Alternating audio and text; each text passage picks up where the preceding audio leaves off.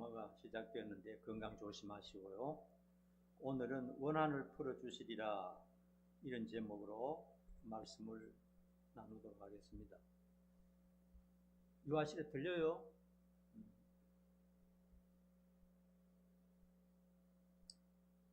1990년도 6월 2일 송파구 한 아파트에서 일가족 살인사건이 일어나서 나라가 발칵 뒤집혔습니다. 온 나라가 아주 시끄럽게 되었어요. 이거 최 입사님 끝이? 네.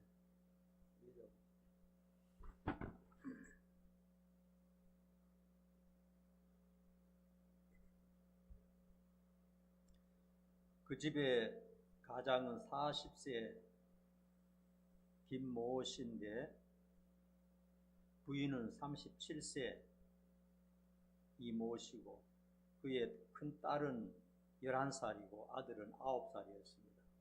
그런데 남편을 제외한 엄마와 딸과 아들이 잔혹하게 칼에 찔려서 사망했습니다. 참고로 그 부인은 명문대를 졸업하고 약국을 운영하는 약사였어요. 굉장히 똑똑한 사람이죠, 부부가 다.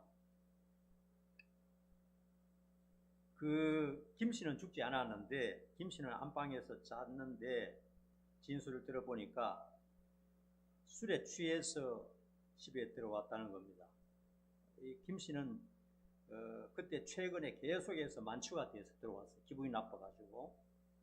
그런데 아내가 양복을 벗겨주고 또 양말을 벗겨주어서 안방에 들어가서 혼자 잤다는 겁니다. 그런데 잠을 자고 아침에 일어나 보니 자기 옆에 피 묻은 칼이 놓여 있는 겁니다. 자기 옆에.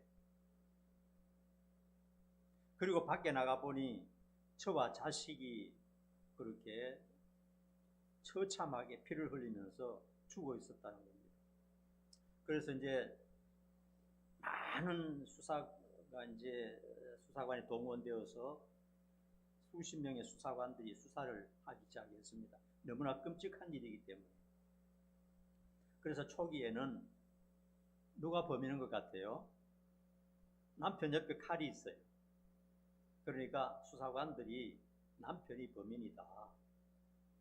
그렇게 용의자로 지목했는데 그 남편은 나는 절대로 가족을 죽이지 않았다. 그렇게 했습니다. 그래서 조사를 해보니까 그 남자는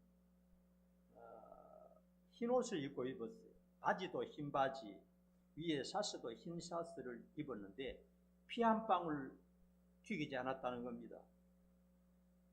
만약에 그 사람을 죽이면은 자기에게도 피가 튀거든요. 그런데 이 사람에게는 뭐 피도 한 방울 튀지도 않고 칼도 조사해 보니까 칼에 지문도 없어요. 그래서 이렇게 난항이었는데 그렇다고 외부에 침입한 흔적도 없었어요. 그래서 오랜 수사와 또 정밀 감식 후에 밝혀진 사실은 놀라운 것이었습니다. 그 아내가 그렇게 했다는 겁니다.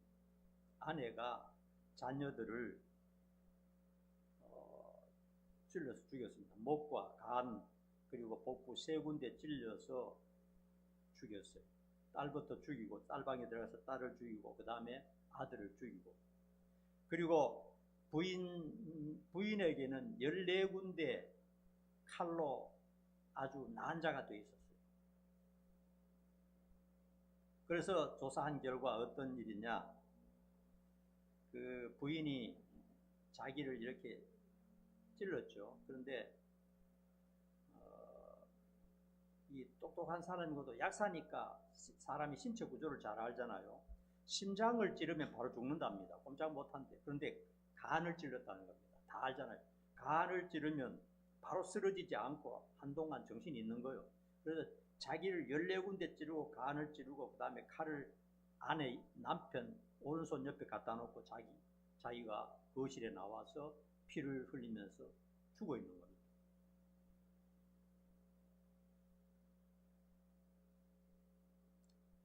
그 수사 결과 발표가 그렇게 났어요. 자, 그런데 어떤 일이 있었느냐 하면요. 이유가 뭐냐, 원인이 뭐냐.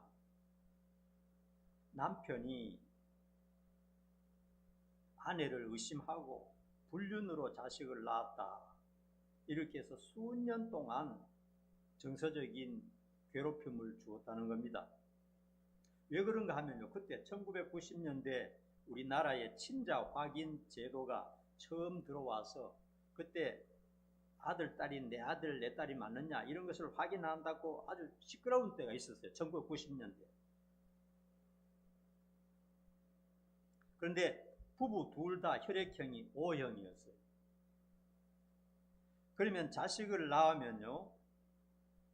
피가 혈액형이 정해져 있는 겁니다. 그런데 자식들이 A형이었어요. 과학적으로는 절대로 A형이 나오면 안 되거든요. O형과 O형 사이에서는 절대로 A형이 나올 수가 없어요, 자식이. 그런데 아들이 초등학교에 가서 검사를 했는데 A형이 나왔어요. 딸도 A형이고. 그러니까 남편은 이제 초등학교와 군대 입대할 때 2번 피검사를 했는데 O형이 확실하다고 이제 확신하고 있었습니다. 그러니까 이 남자는 의심할 수밖에 없죠. 갈등이 일어났습니다. 그때부터 심각한 갈등과 다툼이 몇 년 동안 계속되었습니다.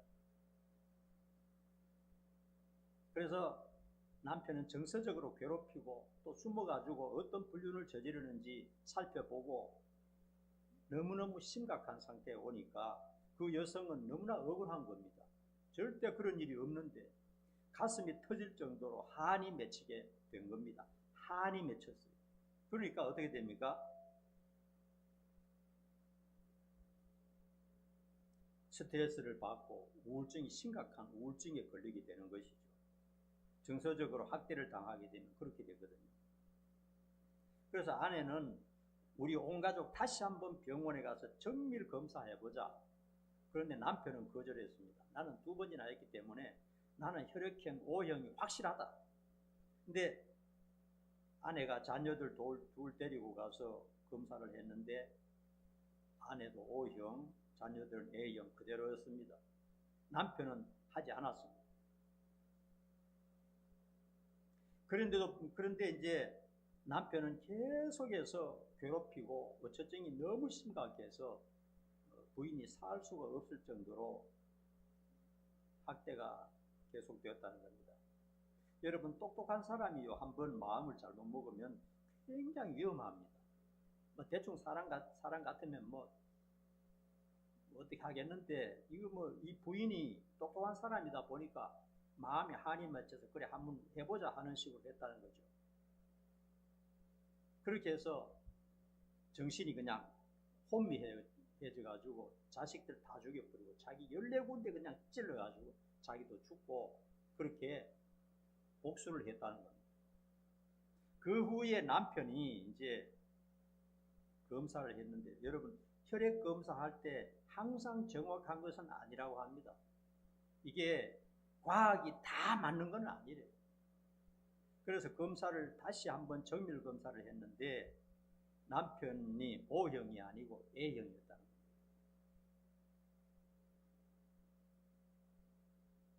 본문을 연구하는 중에 제가 이 성경을 연구하는 중에 옛날에 본 방송이 있어서 그녀의 한 맺힌 사연이 문득 떠올랐습니다. 남편이 아내가 그렇게 사정하고 한번 가서 다시 한번 해보자. 잘못됐을 수도 있잖아 했을 때 좀 고집을 꺾고 한번 검사해 보았으면 이런 가정의 비극, 특별히 아무 죄 없는 자식들을 죽이는 이런 일은 없었을 것 아닙니까? 너무너무 끔찍하지 않습니까? 만일 그 한 맺힌 일로 그 여인이 예수를 믿었다면 자살하지 않고 하나님께 기도를 했다면 얼마나 좋았을까? 왜냐? 하나님은 다 아시니까요. 그 한이 풀릴 때까지 죽지 말고 여러분 죽으면 안 됩니다. 아무리 억울한 일 당하고 아무리 속상한 일 당하고 또 내가 아무리 큰 죄를 지어도 자살해버리면 이제 해결이 안 돼요. 죽지 말고 끝까지 기도를 해야 됩니다. 하나님의 자녀들은. 그 문제가 풀릴 때까지. 만일에 그 여성이 그렇게 했더라면 이런 비극적인 사건, 대한민국을 팍팍 뒤집어지게 하고 한 가정을 파괴시키는 일뿐만 아니라 그 시가댁, 양가댁 그 부모들까지도 얼마나 큰 고통에 서로 고발하고 고소하고 온 나라가 너무나 시끄러웠습니다. 그리고 많은 사람이 눈물을 흘렸죠. 여러분, 지상에서요 가장 한 맺힌 사람들이 어느 나라 사람이라고 생각합니까? 가장 한 맺힌 사람들이요, 아프리카 사람이 가난하고 병들어서 참 불행하다 하지만 제가 영상을 봤을 때는 북한 주민들이, 특별히 탈북하다가 잡힌 북한 주민들이 가장 한이 맺혀 있다 하는 것을 심각하게 깨닫게 되었습니다. 그래서 북한 주민들을 위해서 좀 더 많은, 과거에도 기도했지만 좀 더 많이 기도해야 되겠다, 정말 기도해 줘야 되겠다 하면서 지난 한 주 동안 북한 주민들을 생각해서 마음이 울적하고 그랬습니다. 여러분, 얼마나 고통스러우면요, 수십만 명이 지금 탈북 상태거든요. 그리고 대부분의 사람들이 중국으로 갑니다. 강을 건너 그냥, 여러분 얼마나 고통스러우면 고향 산천, 부모 형제, 직장 전부 다 버리고 생명을 걸고 죽을 각오하고 탈출하겠습니까? 그 하나하나 얘기 다 할 수 없고요. 가장 극단적인 것 한 가지를 제가 이만갑이라는 그 프로그램에서 며칠 전에 보았는데요. 가장 참 안타까운 게 뭐냐?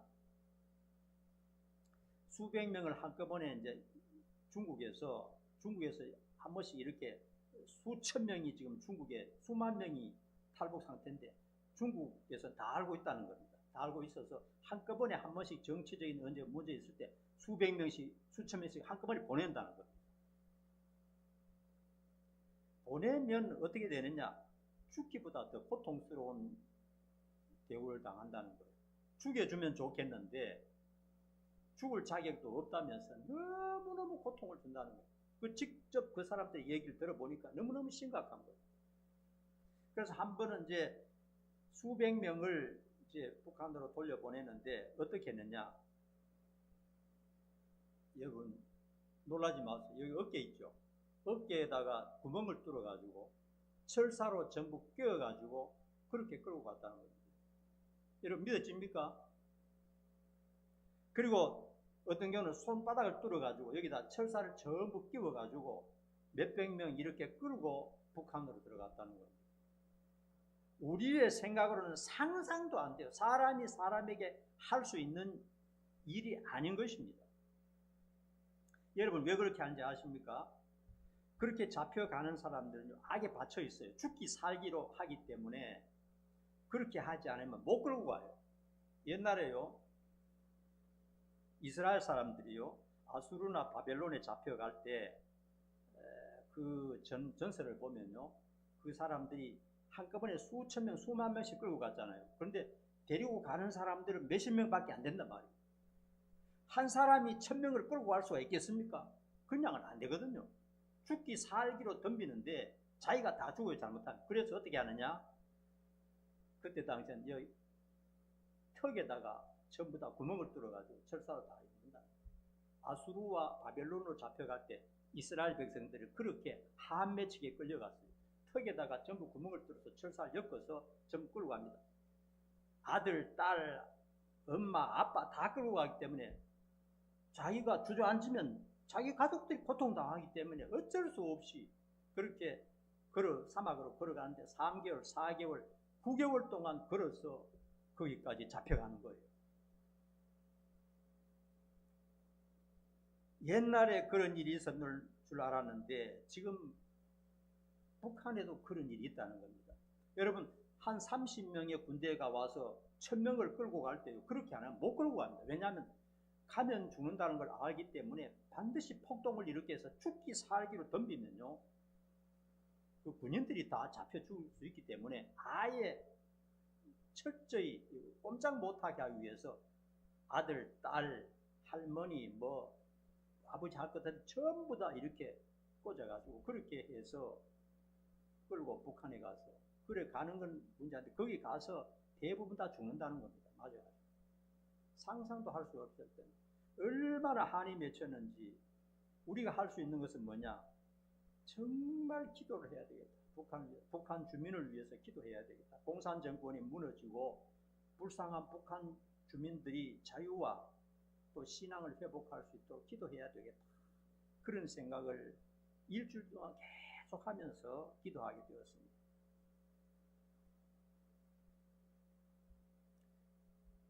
오늘 본문에 보면요, 원인은 잘 모르지만 억울한 사연이 있는 과부가 재판관을 찾아갔다 했습니다. 그 문제, 그 과부에게 닥친 문제를 해결할 수 있는 능력은 그 도시의 책임자인 재판관밖에 없었어요.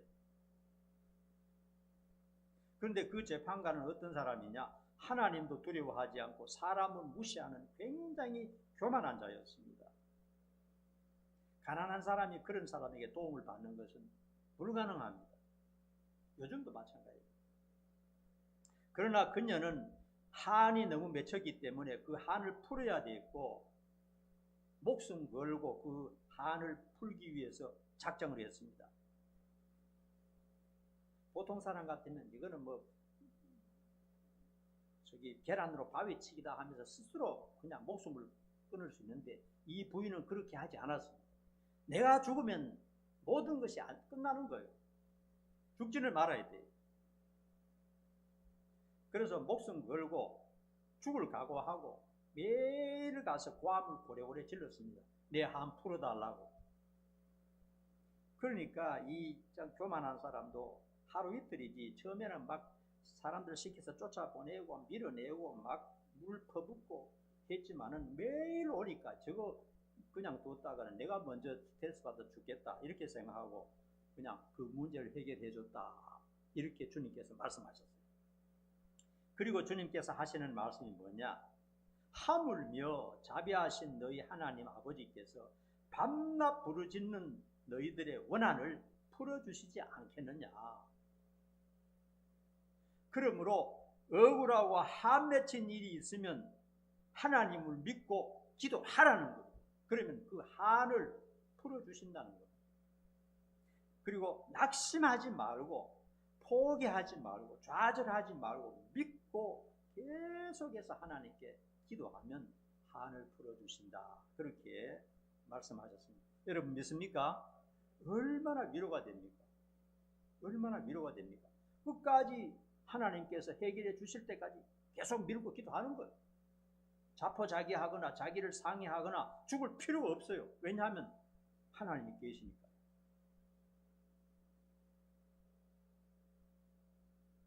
첫 번째로요, 시련의 때에 시련을 당할 때 기도하라 하는 겁니다. 여러분 어떤 어려움이 사람에게 닥치면요, 본문의 과부처럼 해결하기 위해서 여러 가지 생각을 하게 되고 또 행동으로 부딪혀서 해결할 생각을 합니다. 그냥 어려움이 닥치고 그냥 스트레스 받아서 죽을 지경인데 그것을 운명으로 받아들이고 아무것도 하지 않고 낙심에 빠지거나 자기 스스로 생명을 해야 한다면 문제는 해결되지 않습니다. 자기가 할 수 있으면 하지만은요, 특별히 우리 믿는 성도들은 어려움이나 한 맺힌 일이 있을 때 반드시 기도해야 됩니다. 반드시. 오늘 본문이 그것을 말해줍니다. 너희 하나님 아버지 눈이 등불같이 켜서 살아계시는데 안 들어주시겠느냐? 왜 어려움 당하는데 기도하지 않고 낙심하고 좌절합니다. 기도할 수 있는데 왜 걱정하느냐? 기도할 수 있는데 왜 실망하느냐? 그런 찬송도 있잖아요. 왜 방황하고 있느냐? 하나님이 다 듣고 계시는데 왜 기도하지 않고 그렇게 헤매고 있느냐 하는 것입니다. 내 힘으로는 어쩔 수 없지만 하나님의 도우심을 믿는 것입니다. 여러분. 큰 일이든 작은 일이든 가장 먼저 하나님 앞에 엎드려 기도하는 것입니다.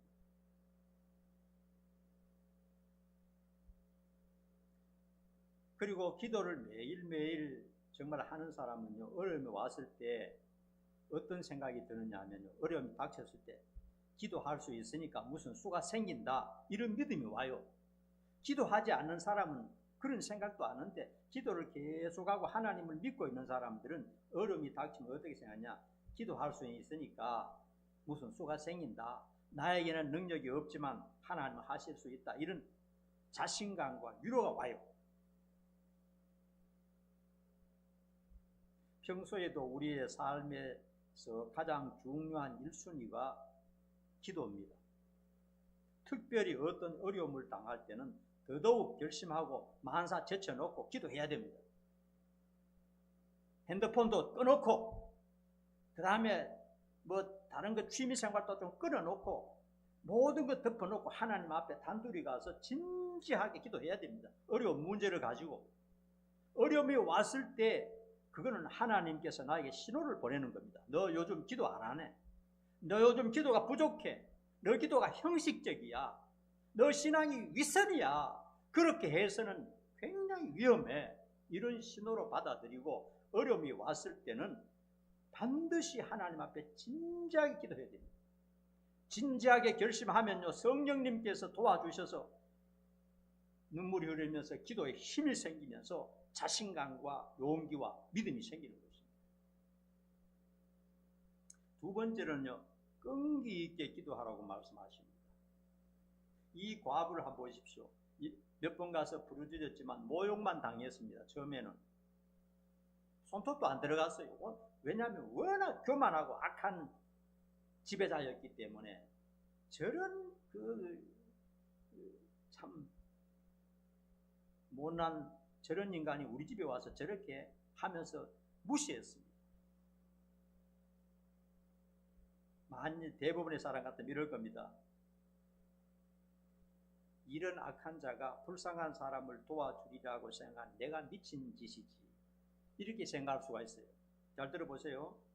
저런 개돼지 같은 인간에게 구하느니 차라리 죽는 것이 낫다, 이렇게 생각할 수가 있습니다.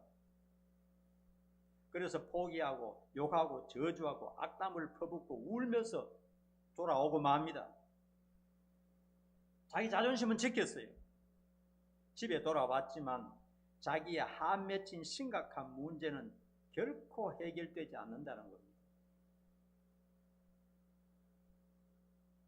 여러분, 자기가 자기 자신을 포기하는데 누가 도와주겠습니까, 세상에?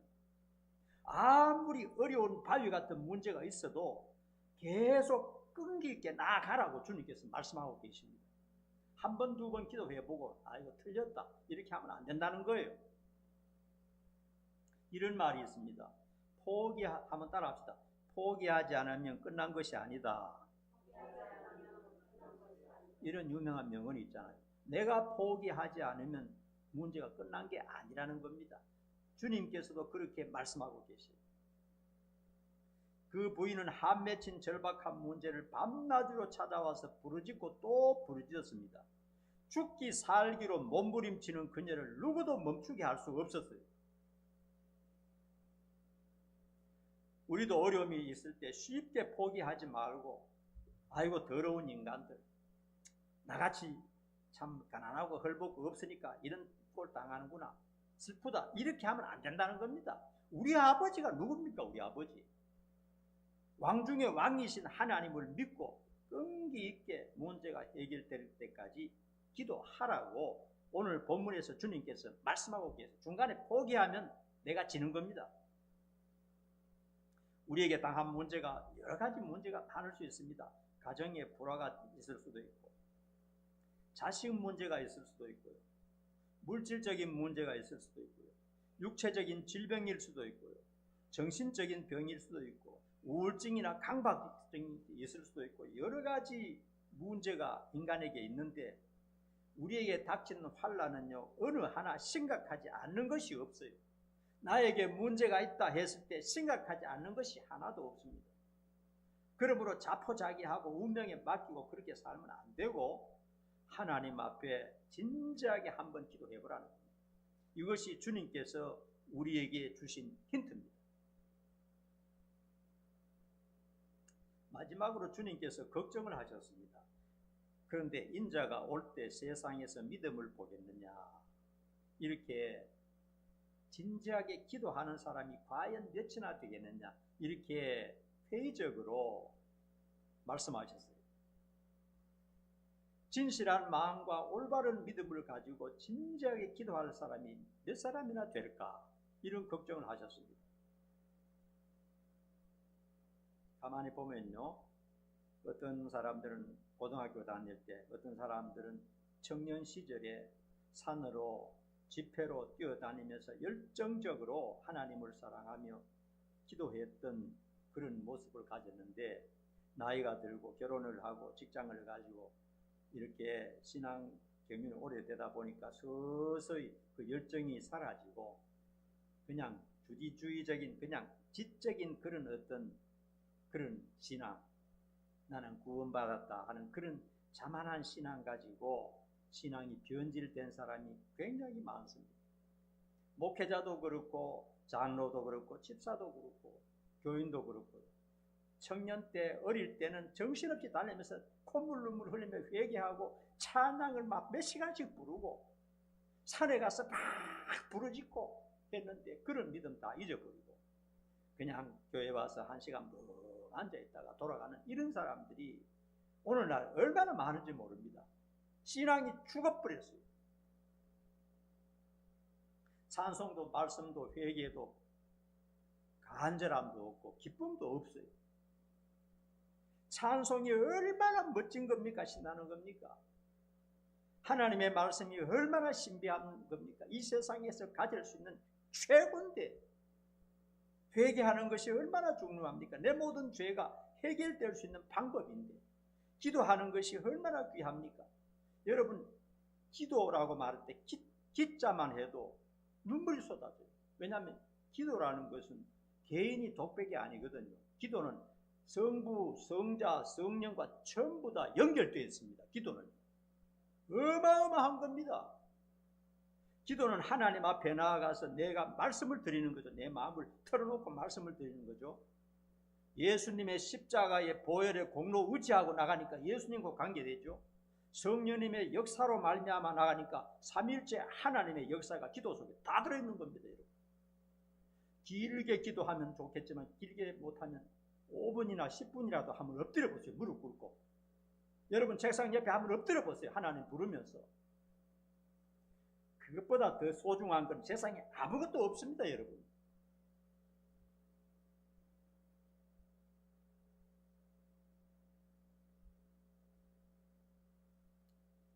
그래서 기도와 말씀 생활이 식어지면 악순환이 일어나게 되고요, 성령의 역사도 식어지게 되고 호흡과 같은 기도도 하지 않게 되고 그렇게 됩니다. 껍데기만 신자죠. 내 속에는 진실함이 없어요. 하나님께 무릎 꿇고 나아가고 싶은 마음도 없고 성경을 펼쳐놓고 진지하게 읽고 싶은 그런 불타는 마음도 없어져 버려요. 그렇다면 우리의 신앙 생활 상태를 자세히 다시 한번 검토해 봐야 됩니다. 기도 생활, 말씀 생활, 회개 생활이 안 되고 있다면 내 자신이 지금 심각한 상태다 하는 것을 알아야 됩니다. 육신적으로는 잠도 자고 밥도 먹고 일도 하고 다 하지만 영적으로 심각하다는 사실을 깨달아야 됩니다. 이걸 깨닫지 못하는 거예요. 라오디게아 교회가 그런 교회였습니다. 우리는 부요해서 아무것도 부족함이 없다 했는데 예수님께서 너희처럼 가난하고 불쌍하고 눈먼 자들이 없다고 책망하셨어요. 오늘날 현 세대는요, 누가 말한다고 듣지 않는 세상입니다. 여러분, 목사가 말한다고 아이고 실천해야 되겠다 그렇게 생각합니까? 자기 스스로 정신을 똑바로 차리는 방법밖에는 없어요. 아무리 몸 큰 소리로 외치고 기도하고 외치지만은 요즘은 잘 안 듣습니다. 딱 자기 고정관념이 있어가지고 자기 스스로 정신을 차리는 길밖에는 없다는 사실입니다. 여러분, 세월이 지나고 시대가 바뀌고 인생이 바뀌어도요, 하나님은 절대로 변하지 않습니다. 여러분 믿습니까? 하나님의 말씀은 세상 끝날까지 똑같습니다. 한번 성경에 말씀하셨으면 그대로입니다. 세상이 바뀌어도. 주님의 약속은 어제나 오늘이나 영원토록 동일합니다. 하나님은 지금도 살아계십니다. 진짜 나에게 기도하고 진심을 드러내놓고 나를 찾는 자가 누구냐 분명히 알고 계십니다. 이것은 형식적이고 위선적인 자다, 이것은 진심이다 하는 것을 하나님은 다 알고 계십니다. 그러므로 여러분, 어떤 문제, 특별히 한 맺힌 일, 억울해서 심장이 터질 것 같은 일, 또 몸과 마음이 아파서 견딜 수 없는 고통, 아니면 어떤 일을 당하든지 주님의 약속을 믿고 하나님께 끈기 있게 기도해야 됩니다. 이것이 살 길입니다. 그러면 모든 지각에 뛰어나신 하나님께서 평강으로 인도해 주실 줄로 믿습니다. 기도하겠습니다.